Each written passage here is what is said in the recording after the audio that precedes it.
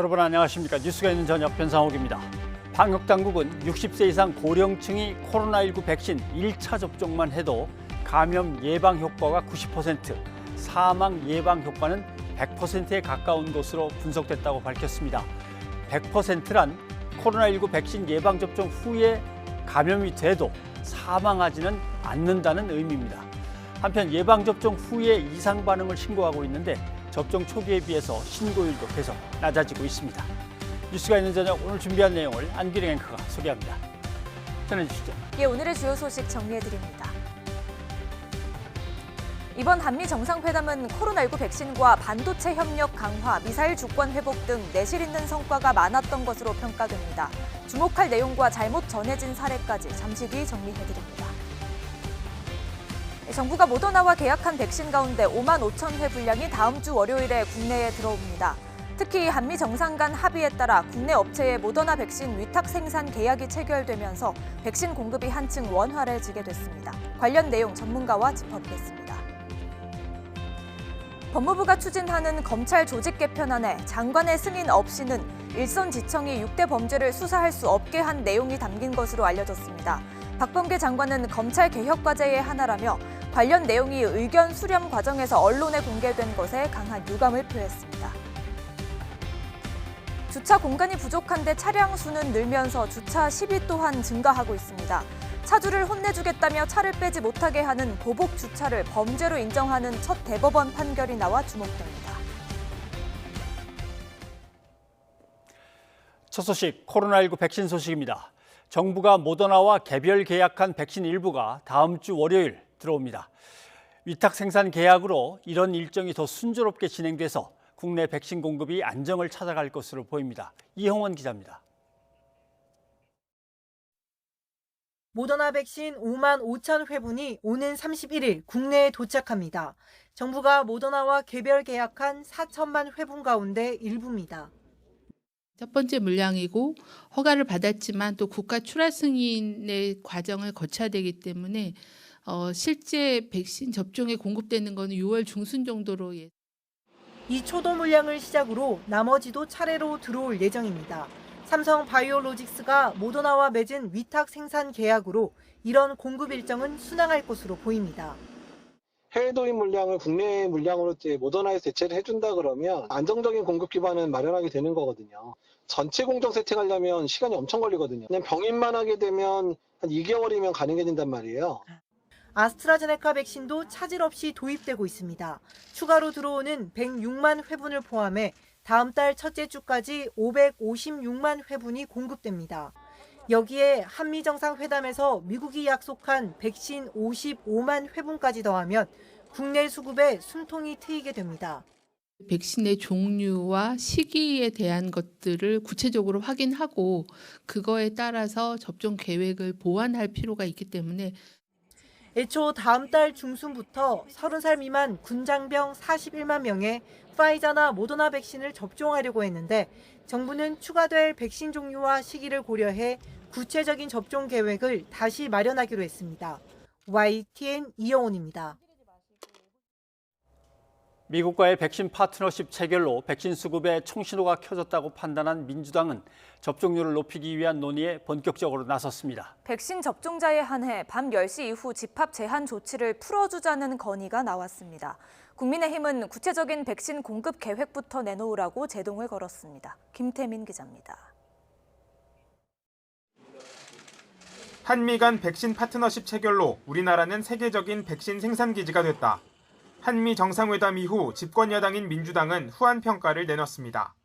글로벌 백신 파트너십을 합의한 것은 이제 대한민국이 전 세계의 인류의 건강을 지키는 백신의 생산 기지로서의 위상을 만들어갈 수 있게 된 쾌거라고 생각이 듭니다. 백신 확보에 다소 숨통이 트였다고 판단하면서 이제 11월 집단 면역을 달성하기 위한 방안 마련에 힘을 쏟기로 했습니다. 가장 핵심은 백신 접종률입니다. 이를 끌어올리기 위해 접종자들에 대한 여러 혜택을 정부에 건의했습니다. 백신 접종자에 한해 밤 10시 이후 집합 제한 조치 해제나 해외 자가격리 의무를 면제하는 방안이 대표적입니다. 10시 이후에 출입 제한을 푸는 문제, 그리고 소상공인들과 자영업자들이 많이 피해를 보고 있기 때문에 그분들에게 우선적으로 백신을 맞게 하는 것도 건의가 됐습니다. 동시에 당장 인과관계가 증명되지 않아도 백신 이상 반응자를 우선 지원해 부작용에 대한 국민 우려를 낮춰야 한다고도 건의했습니다. 정부 역시 한미 정상회담 성과와 관련이 있는 만큼 여당의 건의사항을 적극 검토하겠다는 입장입니다. 반면 국민의힘은 정부 여당이 백신 성과를 자화자찬하고 있다고 비판했습니다.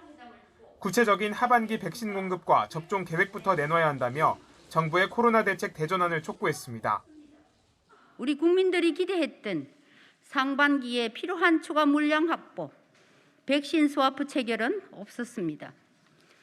국내 위탁 생산 시 우리는 물량을 얼마만큼 확보하는지 알 수가 없습니다.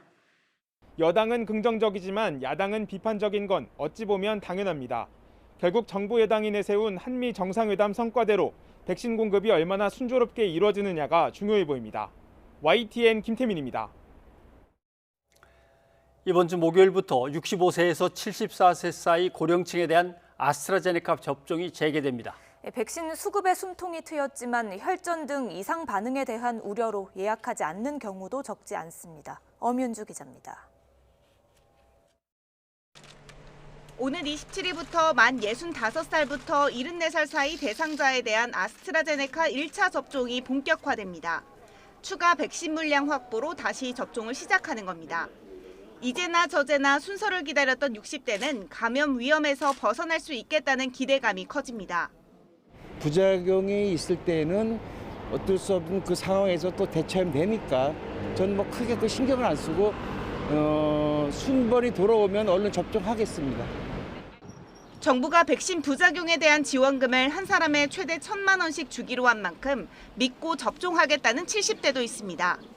또 정부에서 잘못하면 얼마든지 책임진다는데 뭔 걱정이 있습니까? 내 자신보다도 남을 위해서 먼저 맞아야지. 그래야 마음 놓고 어디 가더라도 말이죠. 하지만 아스트라제네카 접종 대상자들의 사전 예약률은 56% 정도. 혈전 논란 등 부작용에 대한 불안감이 완전히 가시지 않은 모습입니다. 고혈압도 있고 뭐 이런 질병이 좀 있어요. 그런 거에다가 저 입장에서는 너무 불안한 거예요. 주변 사람들도 우리 나이 된 사람도 뭐 불안하다 그러더라고요. 지금 고민 중이에요. 애초 아스트라제네카 접종 대상이었던 30살 미만 군인과 경찰관들에게는 화이자 백신을 접종하기로 한 것에 형평에 어긋난다는 볼멘 소리도 나옵니다. 뭐 경찰 청년들은 뭐 부작용 생기니까 바로 안 맞겠다고 그냥 컴플레인을 하는 사람들은 오케이 딴 걸로 다 바꿔주고 그 위에 또 75세 이상들은 왜 모더나고 다른 걸로 놔주고 왜 그 차별을 두는 이유를 모르겠어요. 방역당국은 백신의 효능이 부작용보다 훨씬 큰 만큼 순서가 오면 미루지 말고 예약과 접종을 해달라고 거듭 당부했습니다. 만 60살 이상에 대한 아스트라제네카 백신 사전 예약은 다음 달 3일까지 진행합니다. 이 기간 안에 예약하지 않으면 접종이 어렵고 모든 국민에 대한 1차 접종이 끝난 하반기 이후에야 백신을 맞을 수 있습니다. YTN 엄윤주입니다. 이상 반응에 대한 이런 우려에도 불구하고 60대 이상 고령층의 코로나19 백신 접종 효과가 다시 확인됐습니다. 기저질환이 있더라도 한 번이라도 백신을 맞은 경우 확진자 발생률은 90%가 감소했고 사망자는 한 명도 없는 것으로 조사됐습니다. 보도에 박홍구 기자입니다. 현재까지 코로나19 누적 사망자 1,934명 가운데 94%가 60세 이상 고령층입니다. 80세 이상이 55%, 70대는 28%, 60대는 11%를 차지합니다. 하지만 백신을 맞은 경우 확진이 되더라도 사망한 사례는 지금까지 한 건도 없는 것으로 조사됐습니다. 또 1회 접종 후 2주가 지난 뒤 감염 예방 효과는 60세 이상 전체에서 89.5%에 달했습니다. 미접종자는 인구 10만 명당 72.1명이 감염된 데 비해 접종자는 7.6명만 코로나19에 감염된 것입니다. 60대는 90.9%, 70대는 91.3%, 80세 이상은 90.3%의 환자 감소 효과를 본 것입니다. 접종 효과 분석할 때는 기저질환 유무에 따라서 구분해서 분석하지 않고 모두 포함해서 분석한 결과입니다. 어르신들에서는 기저질환을 모두 보유하신 그런 거를 다 포함해서 예방접종 효과가 증명되었다라고 말씀을 드리겠습니다.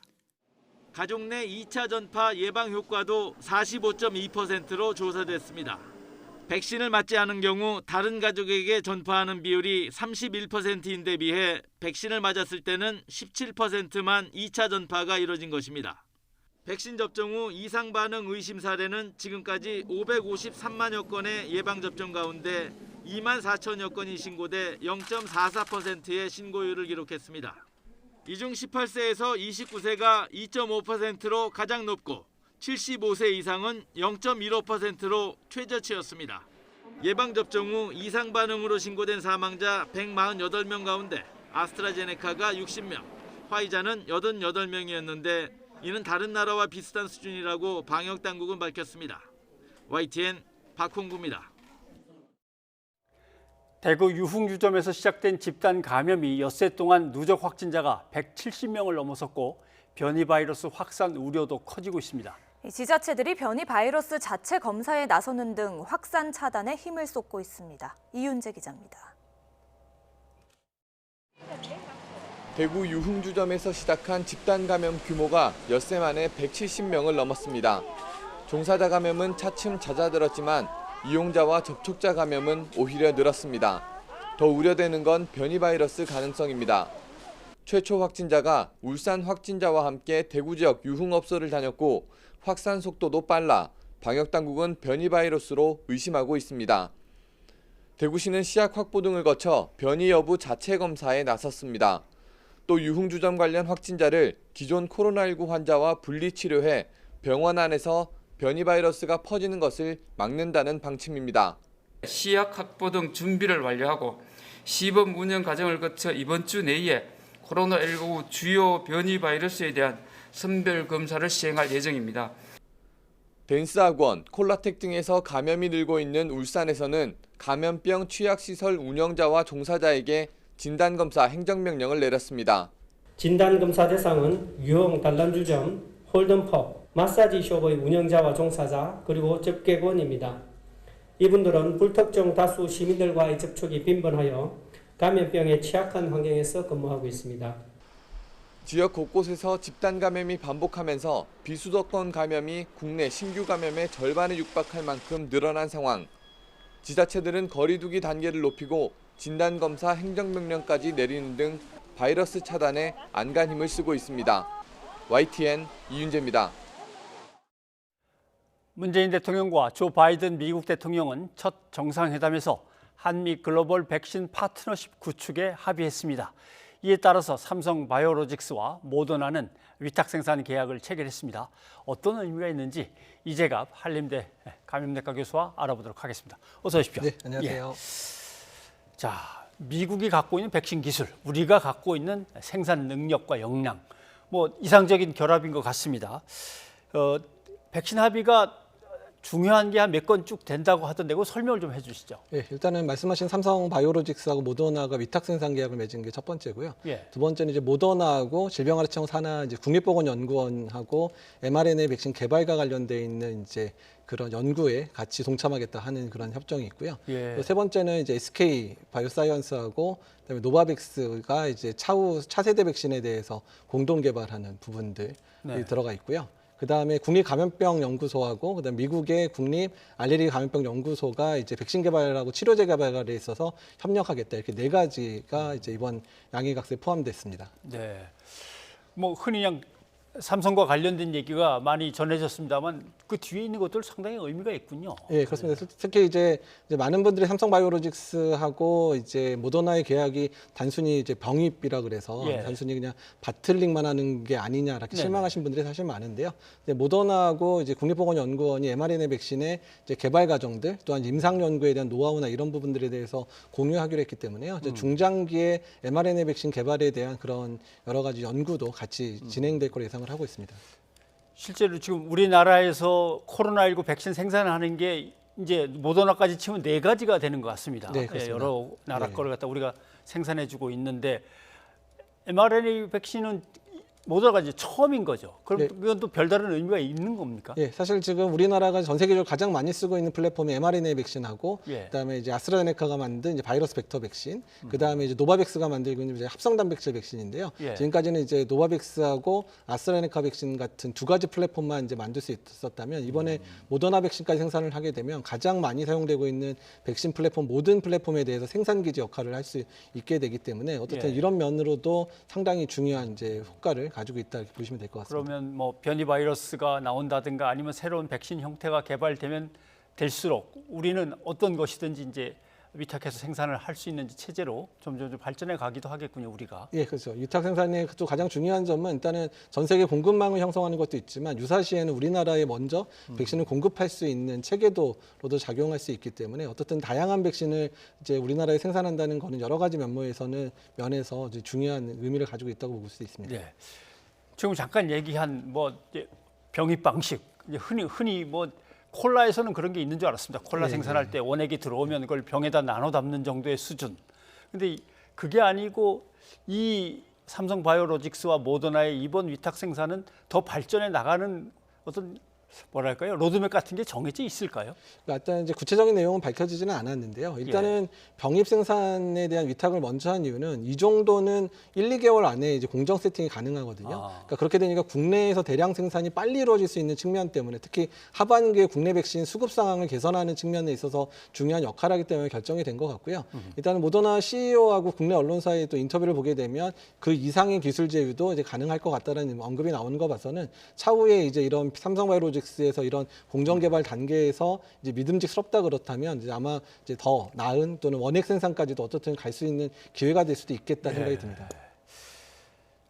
우리도 모더나하고 계약한 게 4천만 회 정도 되는 거 아닙니까? 2천만 네. 명분. 예. 네, 그렇죠. 그러면 사실 우리가 백신 때문에 좀 소가리를 했던 것도 상반기에 별로 없고 하반기나 이 뒤에 몰려 있어서 그런 건데 혹시 모더나의 어떤 우리가 생산을 대신 해준다면 또 그리고 어떤 연구가 같이 진행된다면 급할 때는 우리가 좀 땡겼을 수도 있고 더 빨리 들어올 수도 있고 그런 효과는 있을까요? 그 부분에 대해서는 이제 계약 조건이 워낙에 지금 우리나라가 모더나 계약할 때는 국내 생산에 대한 이슈가 없었었기 때문에 네. 외국에서 도입하는 체계로 됐을 텐데요. 이제 국내 생산이 가능해졌으니까 이제 국내에서 공급하도록 당연히 협의를 해야 되고요. 되도록이면 국내 공급을 했을 때 가장 좋은 거는 이제 백신이 만들어지고 있는 순간순간에 공정을 확인할 수 있기 때문에 언제 도착하고 또 언제 유통 가능한지에 대한 그런 로드맵을 짜기가 훨씬 나아지기 때문에 백신 유통에 있어서 상당한 유리한 점을 가지게 됩니다. 네. 두 나라 대통령이 공동 기자회견을 하면서 회담을 마치고 나서 같이 기자회견 석상에서 이제 55만 네. 한국군에 대한 어떤 이제 백신 공급 얘기가 나왔습니다. 이거는 뭐 상당히 이제 큰 걸로 보이는데 얘기 내용으로 봐서는 이게 왜 이런 선택을 미국이 했을까요? 사실 이제 미국이 이제 8천만 명분에 대해서 이제 외국에 공유하겠다고 결정을 이미 한 상황인데 그렇죠. 다만 이 백신은 이제 인도 또는 이제 아프리카처럼 이제 현재 코로나 상황이 안 좋은 국가들을 위해서 준비를 해놓은 부분입니다. 근데 그 부분을 한국에 준다는 거는 사실은 이제 미국 내 정서에서도 안 맞는 상황이다 보니까 그 부분을 공급할 수 있는 방법을 찾다 보니까 이제 한미의 이제 그런 군사적인 그런 동맹 체계이기 때문에 군대에다 지급하겠다 일종의 이제 실리를 이제 찾은 거라고 생각하시면 될 것 같습니다. 사실 접종 대상자의 몇 배 정도는 일단 계약상으로는 확보를 해놓은 게 우리인데 그리고 뭐 백신을 자체 생산하는 것들도 상당히 있는데도 불구하고 어려운 나라에 갈 걸 갖다가 어떻게든 당겨오겠다 그러면 우리도 하긴 체면이 좀 말은 아니죠. 예, 그건 맞습니다. 그래서 어떻든 이렇게 명분을 쌓을 수 있는 방법으로 공급됐고 사실은 이미 이제 그 20세 미만의 군인들에 대해서 46만 명분이 이미 이제 화이자 백신이 정해져 있었거든요. 근데 만약에 미국에서 다른 백신을 보내준다 그러면 그 백신을 가지고 다른 용도로 쓸 수 있기 때문에 어떻든 그런 면에서는 특히 5월, 6월에 어쨌든 공급량 문제에서는 상당히 숨통을 트일 수 있는 그거로 생각이 됩니다. 명분을 다치지 않고 백신을 미국에서 가져오는 방식이 되겠군요. 네. 그런데 미국에 있는 백신을 확 가져와서 우리가 쓰고 나중에 또 남으면 갚고 이 스와프 한다 그러더니 왜 스와프는 소식이 없냐라고 했는데 스와프라는 것이 정부의 공식 사업 계획에 있었는지는 조금 의문입니다만은 그 스와프 얘기는 잠깐 안 나왔습니다. 예, 일단은 뭐 정부 차원에서 논의가 된 거는 같기는 하지만 아마 수업회계는 물밑에 있었었겠지만 아까 말씀드린 여러 가지 백신 공여의 원칙에 있어서 우리나라만 저렇게 이제 계약을 하기도 어려웠기 때문에 예. 다른 방법을 찾다 보니까 나온 게 이제 군대 간의 백신 교환으로 생각이 됩니다. 예.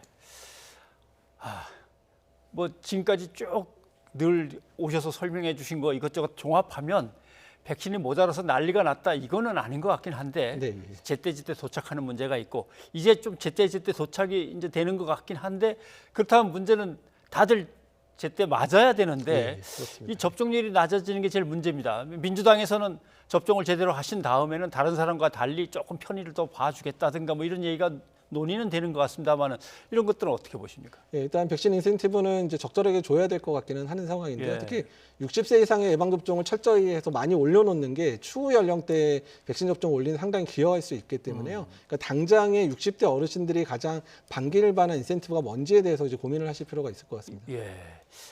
지금 맞아야 되는 고령층들이 뭘 제일 걱정하고 만약에 그럼 맞았을 때 내가 뭘 얻을 수 있을까? 또는 어떤 편의를 구할 수 있을까? 이거를 더 국리를 해야 되겠다는 말씀이고요. 알겠습니다. 좀 접종 예약률도 좀 확 올라가고 빨리 여기서 좀 벗어났으면 좋겠는데 아직은 좀 더디어서 답답한 느낌입니다. 이 교수님 오늘 여기까지 듣도록 하겠습니다. 고맙습니다. 네, 감사합니다.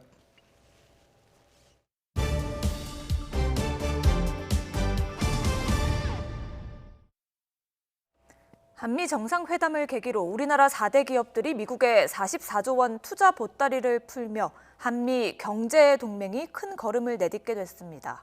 앞으로 우리 기업들이 최대한 실리를 확보하는 것이 관건이 될 것으로 보입니다. 이광엽 기자입니다.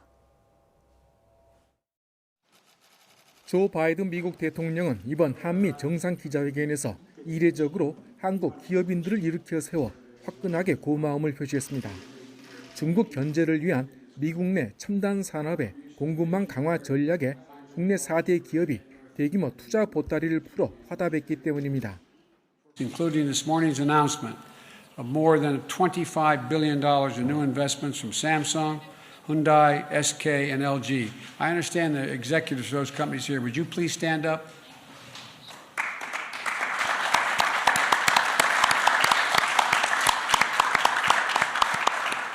Thank you, thank you, thank you, and I think we'll do great work together. 국내 4대 기업은 이번에 모두 394억 달러, 우리 돈 44조 원이 넘는 대규모 미국 투자 계획을 내놓았습니다.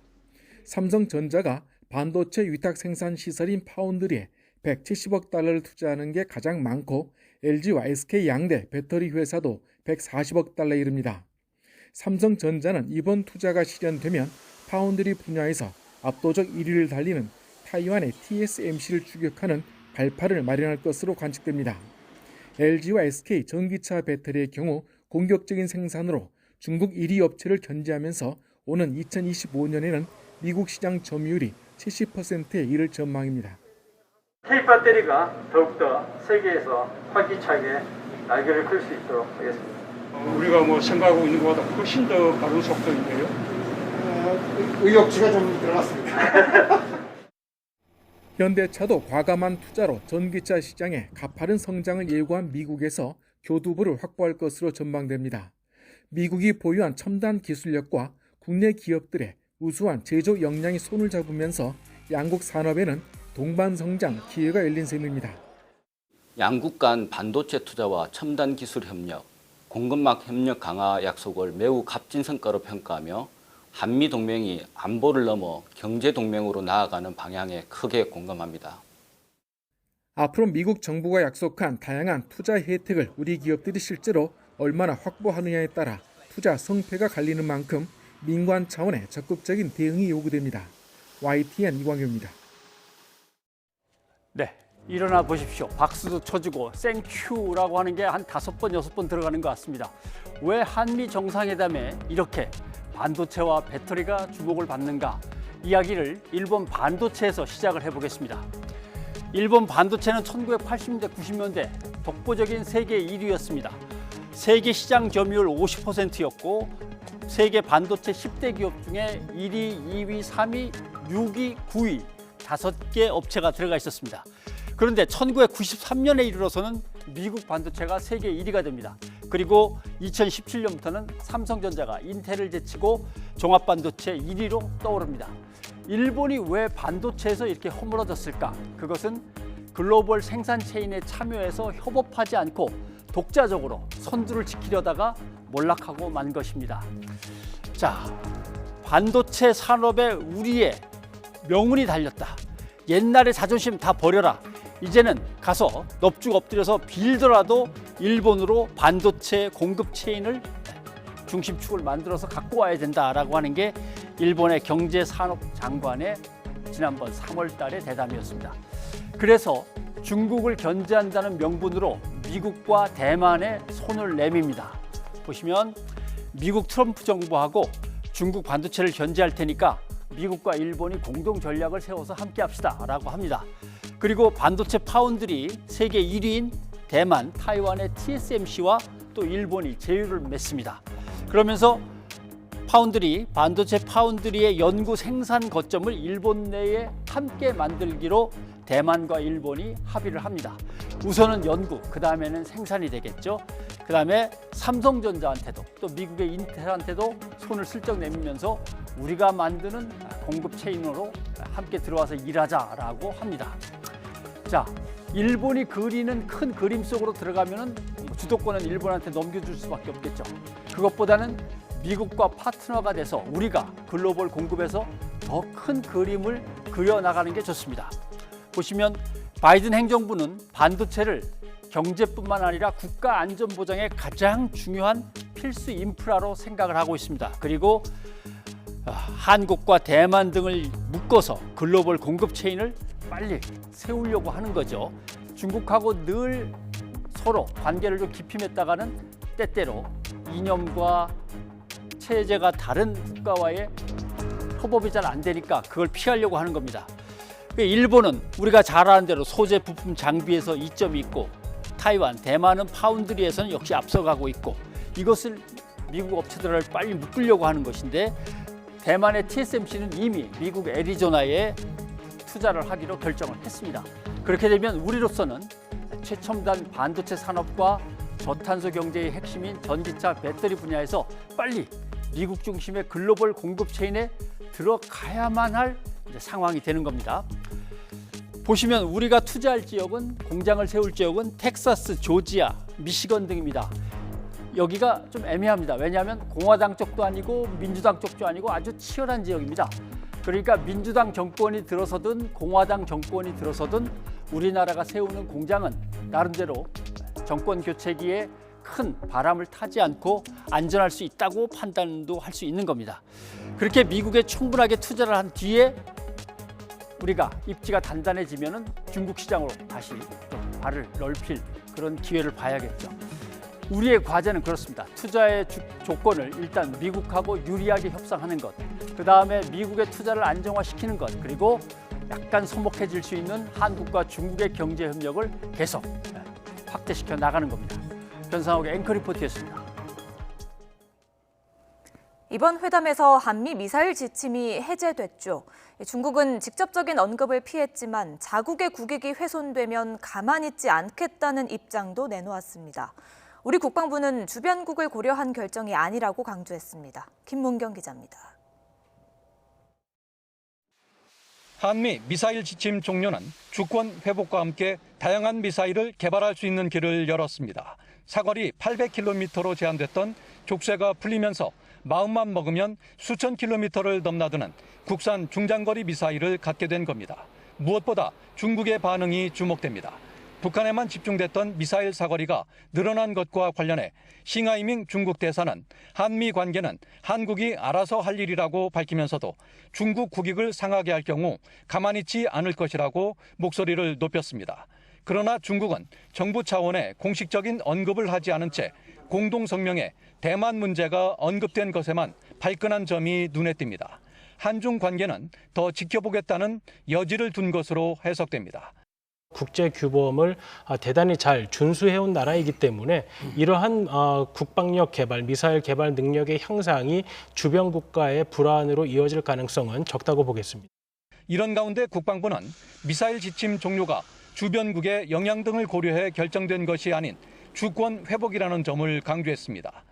국제 비핵산 모범국으로서의 우리에 대한 신뢰가 반영된 게 아닌가 이렇게 보고 있습니다. 중국이 미사일 지침 종료에 대한 직접적인 언급을 피하면서 북한도 중국의 입장을 봐가며 대응할 것으로 예상됩니다. 이번 정상회담을 계기로 미중 관계가 남북 관계에 영향을 미칠 가능성을 다시 한번 확인했다는 점에서 정부의 대중국 행보도 속도를 낼 것으로 전망됩니다. YTN 김문경입니다. 네, 앞서 들으신 대로 중국은 한미 정상회담 공동성명에 타이완 문제가 포함되자 반발했는데요. 청와대는 중국과 필요한 소통을 충분히 하고 있다며 신중한 입장을 밝혔습니다. 청와대 관계자는 오늘 브리핑에서 중국도 한국이 정한 입장을 이해하는 태도를 보이고 있다면서 이같이 강조했습니다. 또 중국이 발표한 입장의 의도는 미일 정상회담 공동성명 이후 발표한 입장이나 그 밖에 다른 국가 발표에 대한 입장을 비교해보면 알 수 있을 것이라고 설명했습니다. 지난 주말 한미 정상회담이 여러모로 화제입니다. 문재인 대통령과 바이든 대통령은 백악관 야외 테라스에 마련된 원형 테이블에서 이렇게 마스크를 쓰지 않은 채 가까이 마주 앉아 오찬을 겸한 단독 정상회담을 가졌습니다. 당시 테이블에는 게살로 만든 크랩 케이크가 올랐습니다. 청와대는 미국 측이 해산물을 좋아하는 문 대통령의 식성을 고려해 준비한 것이라고 설명했는데요. 지난달 미일 정상회담 때와는 사뭇 대조적이죠. 이처럼 바이든 대통령과 스가 총리는 햄버거를 앞에 두고 멀찍이 떨어져 앉았고요. 바이든 대통령은 의료 마스크 위에 검은 마스크까지 이중으로 겹쳐 쓴 모습을 보이기도 했는데요. 미일 정상은 햄버거를 먹지 않은 것은 물론이고 대화 내내 마스크도 벗지 않았습니다. 일본 언론들은 한미 정상회담을 미일 정상회담과 비교하며 달라진 분위기를 상세히 소개했습니다. 요미우리 신문은 한미 정상회담 참석자 대부분 마스크를 쓰지 않았다며 미일 정상회담과 대조적이었다고 보도했습니다. 도쿄신문은 아예 점심 식사도 졌다라는 소제목을 달고 관련 소식을 전했습니다. 일본 내부에서는 한미 정상의 미사일 지침 해제 합의 소식도 크게 전해졌습니다. 이와 관련해 일본 집권 자민당의 중진인 사토 마사히사 외교방위위원장은 SNS를 통해 일본에 환영할 수 없는 일이라며 한국은 현재도 사거리 800km의 탄도미사일을 보유하고 있는데 이 상한선을 벗어난 신형 미사일은 일본의 걱정거리가 될 가능성도 배제할 수 없다고 불만을 나타냈습니다. 한편 이번 한미 정상회담 일정 가운데 가장 극적인 장면은 역시 한국전 참전 용사의 명예훈장 수여식이죠. 미국 정부의 명예훈장 수여식에 외국 정상이 참석한 것은 문 대통령이 처음인데다 이렇게 고령의 전쟁 영웅을 가운데에 두고 문 대통령과 바이든 대통령이 무릎을 꿇어 사진을 찍으며 감동을 더했습니다. 한 보수 언론은 이 사진에 한미 동맹을 복원하다라는 제목을 달아 일면에 올리기도 했습니다. 그런데 국민의힘 박수영 의원이 이 훈장 수여식과 관련해 SNS에 올린 사진이 논란인데요. 얼핏 보면 수여식이 끝난 뒤 문 대통령이 먼저 떠나는 바이든 대통령을 바라보며 홀로 남겨진 것처럼 느껴집니다. 박 의원은 참 답답하다. 해외에 나갈 때마다 이런 광경을 봐야 합니까? 라는 글도 곁들였는데요. 이 사진은 앞서 극우 성향의 온라인 커뮤니티 일베 등을 중심으로 문 대통령 홀대라는 제목으로 퍼진 것으로 알려졌습니다. 그런데 실제로는 어땠을까요? 당시 현장 화면입니다. 그러니까 해당 사진은 당시 수여식을 앞두고 흰 제복의 의전 담당 미군을 기다리는 문 대통령의 모습을 순간 캡처한 것으로 드러났습니다. 그러니까 실제로는 1초에 불과한 찰나의 순간이었던 것이죠. 외교 행사에서는 의전 담당의 안내 없이 단독으로 움직이지 않는 것이 관례지요. 박 의원은 논란이 일자 해당 게시물을 비공개로 전환했습니다. 뉴스가 있는 저녁 안기령입니다.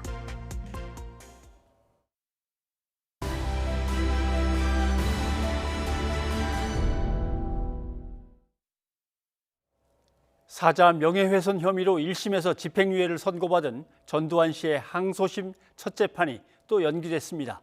이번 연기는 법원이 전 씨에게 기일 통지를 제대로 하지 않아서 벌어졌습니다. 나연호 기자입니다. 피고인 전두환. 재판장이 피고인을 불렀지만 법정안 어디에도 전 씨는 보이지 않았습니다. 자신의 변호인을 통해 예고한 대로였습니다. 제가 검토한 바로는 피고인의 방어권을 변호인이 행사할 수 있도록 되어 있습니다. 그래서 변호인이 출석하는 한 피고인의 방어권에 제한이 없다고 봅니다. 그러나 항소는 해놓고 재판은 출석하지 않는 태도에 고소인 측은 전 씨를 법정 구속하라고 목소리를 높였습니다. 또 전 씨의 불출석은 사법부를 우롱하는 것이라며 재판부의 결단을 촉구했습니다. 우리 재판부가 얼마나 우리 국민들이 보기에 너무나 무력하게 보이고 또 공의롭지 못하다 이렇게 국민들이 생각하지 않겠습니까? 그런데 이번 기일에 항소심 첫 재판이 열리지 못한 이유는 따로 있었습니다. 법원이 어이없는 실수로 전 씨에게 재판 기일 통지를 누락해버린 겁니다. 애초에 재판부는 전 씨가 이번까지 2차례 불출석하면 재판을 열려고 했습니다. 그러나 소환장을 보내지 않은 탓에 재판 개정도 못한 채 10분도 안 돼 마무리됐습니다. 법원의 착오로 또다시 미뤄진 전두환 사자 명예훼손 사건 항소심 첫 재판은 다음 달 14일에 열릴 예정입니다. YTN 나연호입니다. 은수미 성남시장의 채용 비리 의혹과 관련해 경찰이 추가 압수수색에 나섰습니다. 성남시에 대한 압수수색은 지난 2월 이후 두 번째인데요. 시장실은 이번이 처음입니다. 신준명 기자입니다. 성남시청에서 경찰 수사관들이 자료를 가지고 나옵니다.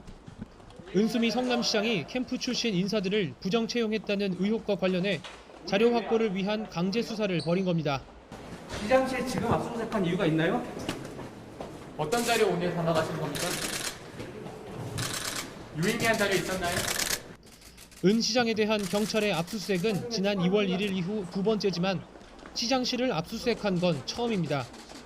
경찰은 은 시장의 집무실과 관련 부서 10여 곳을 포함해 서현도서관 등 모두 14곳에 수사관 18명을 투입했습니다. 경찰 관계자는 압수물 분석을 통해 은 시장이 실제로 부정 채용에 관여했는지 등 혐의 소명에 활용할 예정이라고 밝혔습니다. 은 시장 캠프 출신들의 부정 채용 의혹이 처음 불거진 건 지난해 9월. 선거 캠프 자원봉사자 출신 박모 씨가 국민청원 게시판에 분당 서현도서관 공무직 부정 채용 주장을 제기하면서부터입니다. 이후 이모 성남시청 전 비서관은 지난 1월 국민권익위원회에 성남시 공공기관 채용비리 신고서를 냈습니다. 은 시장 캠프 관련 인사 27명이 성남시와 시립도서관 등 6곳에 부정 채용됐다는 의혹으로 인사 관련 간부급 공무원과 전 선거 캠프 종합상황실장 등 모두 39명을 조사해달라는 내용이 담긴 것으로 전해졌습니다. 이 씨는 성남시가 자격 요건을 캠프 출신 내정자에게 맞게 바꾸는 일도 서슴지 않았다며 부정 채용에 대해 은 시장에게 꾸준히 보고했지만 묵살됐다고 주장한 것으로 알려졌습니다. 최근 검찰도 은 시장이 정치자금법 위반 혐의로 수사를 받던 지난 2018년 10월 수사자료를 유출한 성남 수정경찰서 소속 A경감을 구속 기소한 뒤 관련 자료를 확보하기 위해 성남시청에 대한 압수수색을 진행하기로 했습니다. YTN 신준명입니다. 상대방 차를 아예 움직이지 못하게 보복성 주차를 하는 건 재물 손괴죄에 해당한다는 대법원 판단이 나왔습니다. 차가 손상되지 않았더라도 사용하지 못하게 하는 것은 범죄로 처벌할 수 있다고 판단했습니다. 김경수 기자입니다. 종이 한 장 들어갈 정도의 틈만 남기고 딱 붙어 있는 승용차 2대. 조금이라도 잘못 움직였다간 차를 긁을 것처럼 아슬아슬합니다. 주차를 똑바로 하지 않는 차주를 혼내주겠다며 차를 이용하지 못하게 이른바 보복 주차를 한 모습입니다. 사이다같이 속 시원하다는 응원도 있지만 자칫 형사처벌 대상이 될 수도 있습니다. 지난 2018년 7월 서울 노원구의 한 공터에서 배모 씨는 평소 자신이 굴착기를 주차하던 자리에 누군가 승용차를 대놓은 것을 발견했습니다. 화가 난 배 씨는 승용차가 나가지 못하게 차량 앞뒤로 철근 콘크리트 구조물과 커다란 굴착기 부품을 바짝 붙여놓은 뒤 자리를 떴습니다. 얼마 뒤 승용차 주인이 돌아와 경찰까지 불러 도움을 청했지만 방법을 찾지 못했고 다음 날 아침 배 씨가 스스로 장애물을 치운 뒤 18시간이 지나서야 차를 빼낼 수 있었습니다.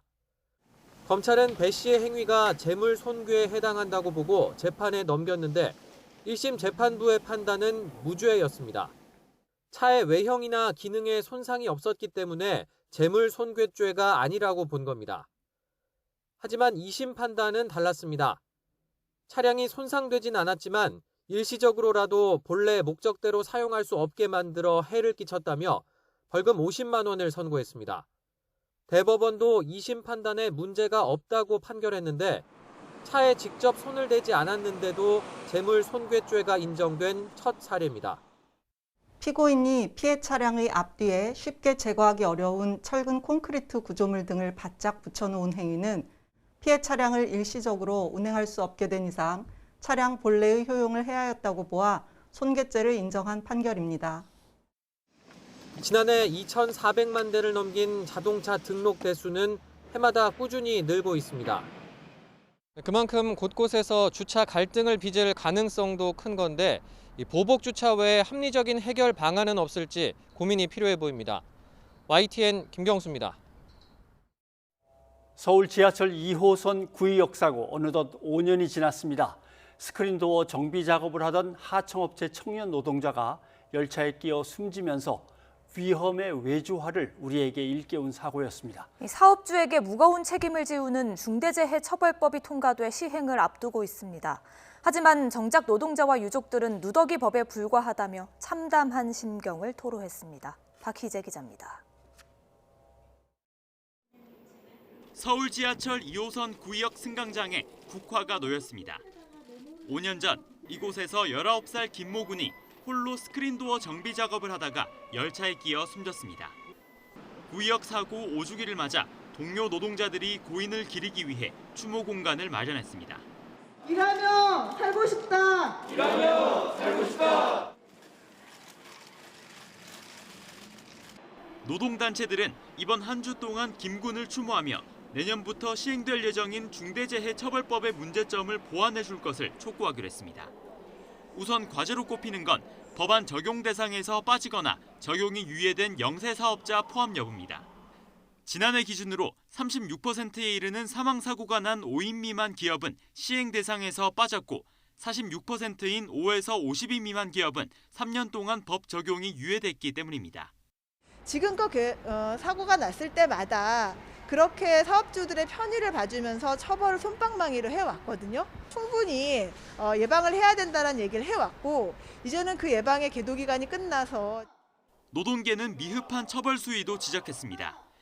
최근 정치권을 중심으로 벌금의 하한선을 두고 처벌을 강화하자는 중대재해처벌법 수정안 발의도 이뤄졌지만 실제로 통과될지는 미지수라고 우려했습니다. 또 기업이 5년 사이에 안전의무를 3번 넘게 위반하면 노동자 사망에 업주가 책임이 있다고 보는 인과관계 추정 원칙도 법안에 반영돼야 한다고 주장했습니다. 그래야만 피해 유족이 아닌 사고가 발생한 기업이 직접 나서서 진상을 규명하려는 의지를 보일 거라는 이유에서입니다. 이것조차 유족이 나서서 증거를 찾고 사건을 해결하는데 핵심이 돼서 이렇게 활동을 해야 되는지. 지난해 산업재해로 인한 국내 사망자 수는 882명, OECD 국가 중에서 21년째 가장 높은 수준입니다. 정부는 이달까지 중대재해법에 대한 세부 시행령을 확정한 뒤 입법 예고에 들어간다는 방침입니다. YTN 박희재입니다. 오늘 새벽 서해안 고속도로에서 염산을 운반하던 25톤 탱크로리가 넘어졌습니다. 이 사고로 염산이 일부 누출됐습니다. 또 도로 23km 구간이 통제됐다가 6시간 만에 통행이 재개됐습니다. 이상곤 기자입니다.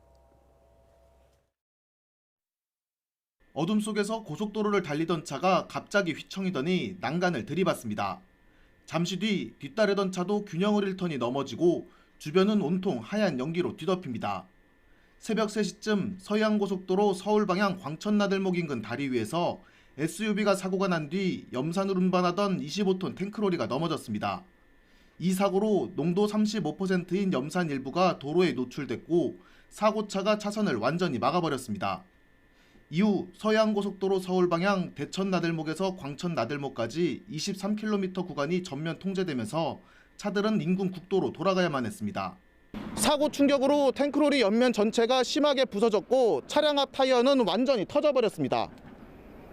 소방당국 조사 결과 노출된 염산은 3리터 정도인 것으로 파악됐습니다. 한국도로공사는 119 구조대의 방제 작업과 사고차 이동 조치가 마무리된 6시간 뒤에야 고속도로 통행을 재개했습니다. 넘어져 갖고 하나로 일시지를 묻어 갖고 뼈대를 일신 거예요. 염산이 있는데 그것도 이거 떨어지면은 또 다리도 망가질 수도 있잖아요. 탱크로리와 SUV 운전자도 다쳐 병원으로 옮겨졌지만 큰 부상은 아닌 것으로 전해졌습니다. 경찰은 고라니 때문에 1차 사고가 난 SUV를 피하는 과정에서 탱크로리가 넘어진 것으로 보고 있습니다. SUV 차량이 고라니를 충격하는 사고로 해서 갓길하고 2차선에 이제 멈춰준 상태에서 그 염산을 실은 탱크로리가 2차로를 진행하다가 파괴 핸들을 좌측으로 조작하면서 좌전도된 사고입니다. 염산을 옮기던 탱크로리가 고속도로에서 넘어지면서 월요일 아침 출근길에 인근을 지나던 운전자들은 놀란 가슴을 쓸어내려야만 했습니다. YTN 이상곤입니다. 법무부의 검찰 조직 개편과 관련해 해당 내용이 외부로 보도되자 박범계 법무부 장관이 보안이 지키지 않는다며 검찰을 향해서 직격탄을 날렸습니다. 박준 변호사와 함께 얘기를 나눠보겠습니다. 어서 오십시오. 안녕하십니까? 뭐 간단히 정리를 하면 검찰, 경찰 수사권을 조정을 했습니다. 네. 검찰이 갖고 있던 수사와 관련된 많은 권력을 좀 경찰한테 넘겨주기도 하고 조정이 되니까 권력 기능이 조정됐으니까 조직이 달라져야겠죠. 많던 부서가 뭐 없어지기도 해야 될 거고 네. 통폐합도 하고 새로 만들기도 하고 그게 완성돼야 이제 인사를 해서 거기다 사람을 이제 넣는 건데 맞습니다.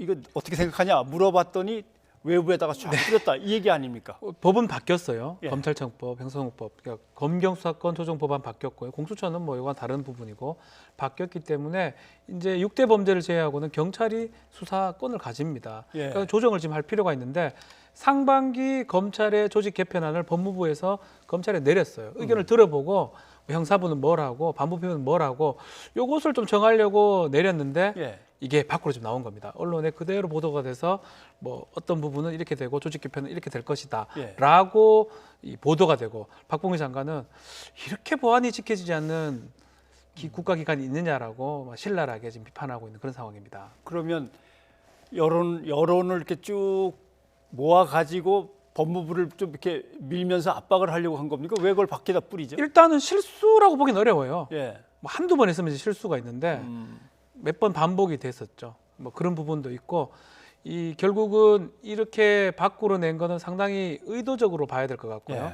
내부에서 이런 어떤 개편안에 대해서 부정적인 의견을 갖고 있는 사람이 냈을 가능성이 높습니다. 예. 법무부하고 검찰하고 생각이 다르고 이 법무부의 개편안이 그렇게 되면 안 되겠다라는 거를 밖에 여론을 형성하기 위해서 유출했을 것이라고 추측하는 게 합리적으로 보입니다. 그래서 박범계 장관도 그런 부분에 대해서 상당히 지금 비판하고 있는 상황입니다. 예. 아무튼 이성윤 지검장의 공소장도 그렇게 미리 쫙 그렇죠. 외부로 유출되고 이번에는 조직 개편안 자기네들로서는 상당히 보안을 유지할 만한 내용이라는 걸 자기 스스로가 알 수 있는 건데 검찰로서는 그게 또 밖으로 유출되고 보안이 찍혀요. 보안 유지하라고. 예. 당연히 지키죠. 다른 어떤 기관에서는 보안을 이렇게 유치하는 경우가 잘 없습니다. 근데 검찰은 뭐 법조 기자단도 있지만 그거 말고도 일전에 뭐 이성윤 지검장 공장처럼 예. 밖으로 계속 나가는 경우들이 왕왕 있거든요. 결국은 어떤 다른 의도, 정치적 목적, 다른 목적이 지금 있어 보이는 게 아니냐라는 게 가장 이게 중요한 부분이고 사실은 뭐 한두 번이 아닌 여러 번 이렇게 되다 보니까 박범계 장관 입장에서도 이 부분이 가장 좀 답답하고 화가 나는 것 같습니다. 어떻게 보면 이 조직을 어떻게 감당할까 뭐 이제 고민도 될 건데 왜냐하면 법무부 장관이 검찰의 수장이에요. 그렇죠. 검찰총장이 예. 수장이지만 이 중앙부처에서 검찰을 관리하는 사람이 법무부 장관입니다. 그렇기 때문에 이런 고민을 할 수밖에 없는 상황이겠죠. 아무튼 다음 달에 국무회의에서 이걸 다 넘겨야 되는 건데 예. 그러면 지금 조직 개편은 어떤 방향으로 진행이 되는 겁니까? 일단 가장 중요한 게 검경 수사권 조정 부분입니다. 예. 그거는 법이 바뀌었고요. 법을 바꾸면 그 밑에 시행령을 바꿔야 되고 시행령은 대통령을 비롯한 국무회의에서 통과를 시켜야 됩니다. 예. 이 지금 의견을 듣는 과정에서 외부 유출된 걸로 보이는데 가장 중요한 게 6대 범죄, 뭐 선거나 뭐 이런 경제 범죄 등 이 중요한 6대 범죄를 제외하고는 나머지 범죄는 경찰이 지금 수사하도록 돼 있기 때문에 일선 형사부에서는 이 6대 범죄 뭐 안 하는 걸로 예. 하고 6대 범죄는 가급적이면 반부패부 공공수사부, 예전에 특수부 공안부라 했습니다. 네네. 거기서만 할 수 있도록 하고 일반 형사부는 특별한 경우가 아니고는 뭐 경찰 사건이 아니고는 하지 않는 걸로. 근데 만약에 지청에서 아니 밑에 하급기관에서 필요하다면 법무부 장관이나 검찰총장의 어떤 요청이나 승인에 따라서 지청에 직접적으로 할 수 있는 조직을 만들 수 있다라는 게 지금 개편안의 핵심 요지입니다. 예. 근데 이제 검사들 입장에서는 이거 권력의 핵심에 관한 수사라든가 아니면 여권 인사들에 대한 수사라든가 그렇죠. 이런 사람들이 연루된 또 다른 비리 의혹 수사라든가 이런 것들을 자꾸 막으려고 하는 거 아닙니까? 또는 장관이 너무 이렇게 수사에 개입하면서 이것저것 잔소리하는 거 아닙니까? 뭐 이런 반발도 있는 것 같아요. 이것 때문에 아마 유출했을 뭐 저는 정확하게 알 수는 없지만 예. 그 부분일 것 같아요. 지금 나오고 있지만 검찰총장이 요청해서 법무부 장관이 승인을 해서 해야지만이 이른바 임수조직, 예. 그러니까 수사팀 같은 걸 구성할 수 있다는 거예요. 정상적인 어떤 6대 범죄가 아닌 것들은 조사를 못 하는 거고 6대 예. 범죄라 하더라도 저렇게 어떤 구성이 되려면 법무부 장관의 어떤 승인이 필요한 부분이기 때문에 이런 부분이 상당히 좀 문제라고 검찰 내에서는 인식하고 있는 것 같습니다. 예전 같으면 뭐 형사부 중에서 그냥 아무 부를 하나 지목해서 니들이 맡아 이렇게 할 수 있는 건데 이제는 팀을 짜서 해야 되니까 그 팀 구성을 법무부 장관한테 그렇죠. 허락을 받으라. 예전 같으면 형사 일부에서 이 사건을 담당해라라고 해도 큰 문제는 없습니다. 근데 이제 앞으로는 형사부는 정말 형사 기본적 6대 범죄 이외의 사건만 해라라는 거. 경찰이 하던 사건에 대해서 기소를 하는 역할만 하고 이 6대 범죄 수사는 특수부, 지금은 반부패부입니다. 반부패부하고 공안부, 지금은 공공수사부. 이 두 부서에서만 하고 형사부는 그런 거 하지 말라라는 게 이번 개편안의 핵심입니다. 자, 그런데 이제 26일인가요? 김호수 검찰총장 이제 후보자의 인사청문회가 이제 시작이 되는 거죠. 정치적으로 뭔가 편향돼 있다라는 비판을 계속 받고 있기 때문에 검찰 조직 개편은 이것도 또 그 자리에서 문제가 되는 거 아닙니까? 질문할 걸로 아마 보입니다. 예. 여야 다 질문할 걸로 보이는데 이미 김호수 후보 같은 경우는 특히 이제 검찰 정치적 중립성 또 검찰 개혁 관련해서 약간 속도를 조절하는 모양새를 보였거든요. 또 중립성 같은 경우도 법과 원칙에 따라서 해갈 것이다라고 했기 때문에 개편안 역시 크게 의견을 내지는 않을 거라고 보입니다. 다만 원칙을 지킬 것이다. 이게 사실 이거는 법이 아니고 시행령, 하위 법령이거든요. 그래서 법률적인 내용을 하지 않을까 하면 예상이 되고 일단은 정치적 중립이나 검찰 개혁 부분은 이미 얘기한 것처럼 약간은 속도를 조절하겠다라고 답변을 할 것으로 지금 예측이 됩니다. 김호수 후보 이 정치적 중립성에 대해서는 본인도 상당히 좀 불쾌했던지 전혀 난 정치적으로 그렇게 문제가 된다는 데 대해서 좀 유감이다. 대통령 부인하고 친하냐? 전혀 사실 무근이다. 뭐 답변을 하는 것 같아요. 그렇죠. 지금 사실은 이미 이 정권의 차관들 3명하고 같이 일을 했습니다. 박상기, 조국, 추미애. 새 장관을 뭐 모시고. 계속 얘기를 하고 있지만 여러 곳에 10군데 이상의 노미네이트라고 얘기를 하더라고요. 지명될 정도로 상당히 정권하고 친분 관계이기 때문에 중립성을 해칠 것이 아니냐라는 게 상당한 어떤 의문점인데 그래서 그런지 더더욱이나 정치적 중립성 이걸 지킬 것이다. 검찰 개혁도 뭐 중대범죄수사청 얘기는 약간 지금은 공수처하고 검경수사권 조정에 맞추지 중대범죄수사청 우리 검수완박으로 표현하는데 그 부분은 좀 시간을 볼 것이다 라고 하는 거 봤을 때는 일단은 중립성 부분이 가장 큰 문제라고 본인도 인식하고 있는 걸 보입니다. 하긴 인사청문회 전에 이렇게 정치적으로 편향성을 가지고 계속 논란이 되면 나중에 총장 자리에 앉아서도 야당의 눈치를 많이 봐야 될 것 같습니다. 야당이 계속 조금만 뭐라 그러면 바로 그것 보라고 할 수도 있으니까. 그렇죠. 만약에 이제 사건들이 많이 있어요. 지금 울산 사건이라든지 뭐 라임 사건이라든지 여러 가지 대기된 뭐 지금 하고 있는 원전 사건이라든지 이런 사건들에 대해서 결론에 따라서 검찰총장이 아주 야당의 공격을 많이 받을 가능성도 뭐 배제할 수는 없지 않을까. 후보자 때부터 이러기 때문에 총장이 이제 나중에 된다 하더라도 상당한 어떤 그 부분에 대해서는 논란이 될 것으로 생각이 됩니다. 차량 압류 같은 것들 다 있었는데 그런 것들에 대해서 왜 없다고 딱 잡아댔느냐라고 하는데 그건 좀 실수라고 이건 완전 실수 같아요. 왜냐하면 올해 1월 달에 10일간 압류가 됐다 해제가 됐거든요. 본인이 모르긴 사실 어려운데 본인 차량이라면. 그래서 뭐 본인이 답변하는 과정이 사실은 많은 답변서를 써야 됩니다. 이 국회에 내는 답변서. 그 과정에서 압류가 없었다라고 답변을 했던 걸로 보입니다. 그래서 이제 본인은 지금 일단은 잘못했다. 실수라고 하고 또 2001년도에도 이미 한번 압류된 적이 있더라고요. 또 그거는 시간이 지났으니까 뭐 문제가 없다고 좀 치더라도 최근의 것까지는 이제 기억을 못하는 거는 좀 부적절한 답변이었다라고 본인도 뭐 그런 부분은 사과를 하고 있는 상황입니다. 네. 검찰이 너무 비대해지면서 권력화됐다라고 하는 이제 비판 때문에 고위공직자범죄수사처를 만들어서 공수처가 이제 시행이 됐습니다.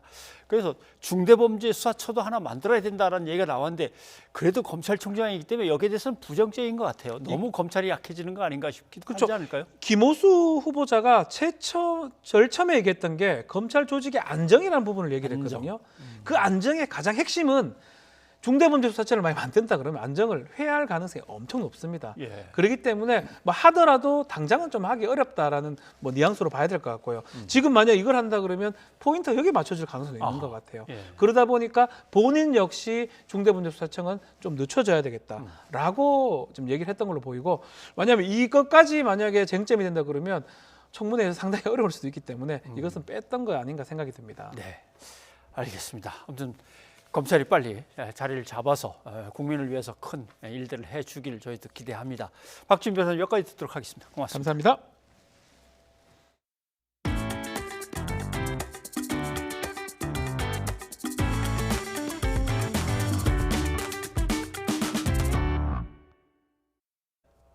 지난 토요일 콩고 민주공화국에선 나라공고 화산이 폭발했습니다. 지금까지 최소 15명이 숨지고 어린이 170여 명이 실종된 것으로 전해졌습니다. 조수현 기자입니다. 니라공고 화산 폭발로 아수라장이 된 고마시. 잔해더미 속에서 막막한 복구 작업이 시작됐습니다. 용암에 휩싸인 집을 가까스로 빠져나온 이 60대 여성은 울먹이며 말을 잇지 못합니다. 거동이 불편한 남편이 제때 대피하지 못해 집안에서 끝내 숨졌기 때문입니다. iko hai hapa tulirungwa kana tunazekana naye mimi sitaweza dada nikarudia kunyumba nibulule vinakosekana nyumba yote kalungulia mono ifanye nini. 대피 도중 사망한 사람도 여럿이고 100명이 훨씬 넘는 어린이가 실종된 것으로 전해졌습니다. 또 가옥 500여 채가 무너지고 이재민은 3만 명이 넘는 것으로 추정됩니다. Sasa hivi make kifukutu ingariki ya mingi na moshi ingariki ya mingi na wakaaji wanakimbia na njaa na wanakosa nafasi kwenye batalala. 유니세프는 대피 과정에서 부모를 잃은 어린이들을 위한 임시 보호 시설을 마련하고 있습니다. 용암은 고마시 교외에 있는 공항 근처까지 흘러내려 인근 주택가에 큰 피해를 입혔지만 다행히 공항 시설을 덮치지는 않았습니다. 지구에서 가장 활동적인 화산 중 하나로 알려진 니라공고 화산이 폭발한 건 2002년 1월 이후 처음입니다. 당시 고마에서는 250여 명이 숨지고 12만 명의 이재민이 발생했습니다. YTN 조수연입니다. 주재원과 협력업체 파견 직원 등으로 인도에 머물다가 코로나19에 감염된 우리 국민 14명이 오는 27일 밤늦게 전세계편으로 우리나라에 옵니다. 해외에서 심각한 의료 상황이 생겼을 때 교민 등을 국내로 이송하는 플라잉 닥터스는 코로나19에 감염된 주재원 환자 14명이 27일 밤 11시 5분 인천공항을 통해 들어온다고 밝혔습니다. 이용할 항공기는 보잉 737-500편으로 인도 벵갈루루 공항을 출발해 방글라데시 다카를 거치게 되며 유럽 의료진 2명이 동승합니다. 시청취자 여러분의 의견 소개해드립니다. 네, 한미 정상회담에서 논의된 백신 파트너십 소식 전해드리면서 백신과 관련된 허위 정보 얘기도 나왔었는데요. 5633님, 젊은 사람은 백신 언제 맞을 수 있을지 궁금합니다. 그리고 백신을 맞은 사람들은 방심하지 맙시다 하셨습니다. 예, 이어서 9330님, 무분별한 허위 정보로 인해 정부와 백신에 대한 불신이 늘어나고 있습니다. 하루빨리 바로잡아야 합니다 하셨습니다. 네. 또 6192님, 예방접종과 관련해 비상식적인 내용은 전하지 말아주세요. 상식과 원칙을 알리는 게 방송의 역할입니다 하셨습니다. 예, 여기까지 여러분의 의견 소개해드렸습니다.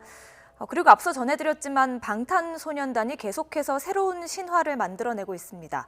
빌보드 뮤직 어워즈에서 4관왕을 달성했고요. 시상식에서 신곡 버터를 선보였는데 찬사가 쏟아지고 있습니다. 네, 코로나 팬데믹 상황이어서 시상식 현지 무대는 아니지만 대신 온라인 무대를 준비했는데 팬들과 평론가들 모두 극찬을 아끼지 않고 있습니다. 함께 보시죠. 저희는 내일 다시 인사드리겠습니다. 여러분 고맙습니다.